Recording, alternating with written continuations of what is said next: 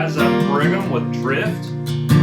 Today I want to share with you 6 things I think you should know about the Jones Aviator 2.0. This is one of my favorite boards from last year. I liked it so much I ended up getting it in 2 sizes. There's a lot of good reviews out there about this board, and hopefully these 6 things can just supplement those reviews if you're thinking about getting this board. So first, a little bit about my specs before we get into it. I'm 6'3", I've got a size 12 boot, and I'm 180 to 200 pounds depending on what I'm carrying. And my perspective is mostly from someone who spends a lot of time in the backcountry. So it's powder, it's free ride, it's a little bit of all mountain, not a lot of park, and not a ton of groomers, but some. And I tend to like to ride hard and fast. So with that, let's get into it. Number 1, this is an aggressive all camber stiff board, but it is not as aggressive as I expected it to be. When I was watching videos and reading about this, everyone was talking about how aggressive it is, how you need to be on your A game or this board's going to kick you to the curb. So I was actually a little nervous about whether it would be too much board for me. To me, it wasn't as stiff and it wasn't as catchy as I thought it was going to be. It is stiff, but it's got some dampness I'll talk more about in a minute that's awesome. And it's got a little bit of 3D shaping in the tip and the tail that help give it a little bit of forgiveness. So for sure, it's a board that wants to be ridden with intention. It's not for a casual rider. If you want something a little more casual, I'd look at like the Mountain Twin from Jones or maybe even the Tweaker. But if you like to ride hard and fast, especially in all conditions, this is a board you shouldn't be afraid of. So the second thing I would mention with that in mind is that this is the best board I've ever ridden for crappy snow.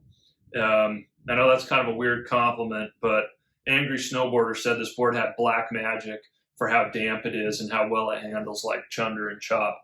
And I would just back that up. I've never been on a board that was more fun when the snow was not good.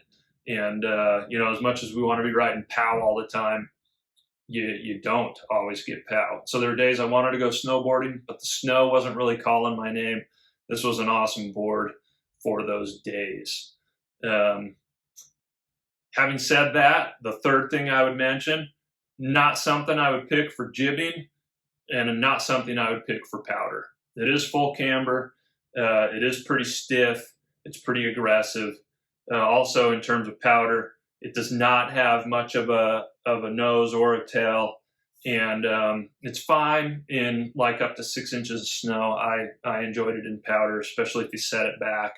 I just wouldn't expect this to be, a really good performer on a deep day. And that's not what it's for. If you want something that's similar to this but better in POW, check out the Flagship. It's got a huge rockered nose and a rockered tail, so it's a little bit more forgiving, way more float. Maybe not quite as awesome in the variable terrain, but a lot better in the powder and pretty similar in feel to this board.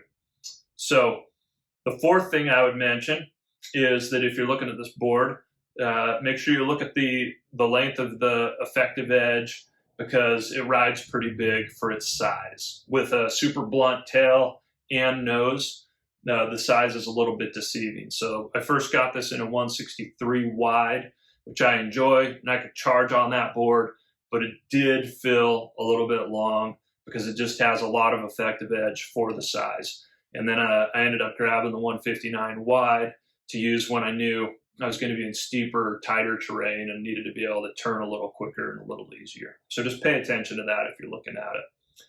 The fifth thing I would mention is that this board has a beautiful graphic in person. I love it. And one of the things I love about it, especially from here to here, is that it's really good at hiding scratches, nicks, and dings. I love a good looking graphic, especially one that also hides the stuff that happens when you ride your board, and it happens to everybody. So that's something I appreciate about this, and really most of Jones boards are kind of in that category. And then the sixth thing I would mention, a little bit on the downside, and I think this is a part of why this board handles so well in bad snow, is that this board is a little on the hefty side. It's when you get it in hand, it's quite thick, and it really doesn't thin out until almost to the contact points, and it never really does get super thin. It has that choroid feature in the nose that they love to like shine the light through and show it off. I don't know if that really does anything other than look cool.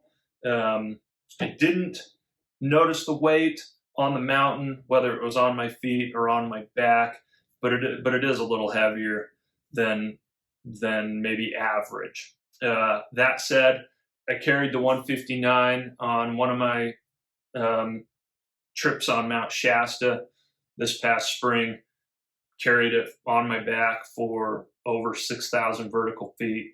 Didn't have any complaints. To me, it was worth it because on Shasta, for that descent, you go through so many different snow conditions, some of which are really quite nasty.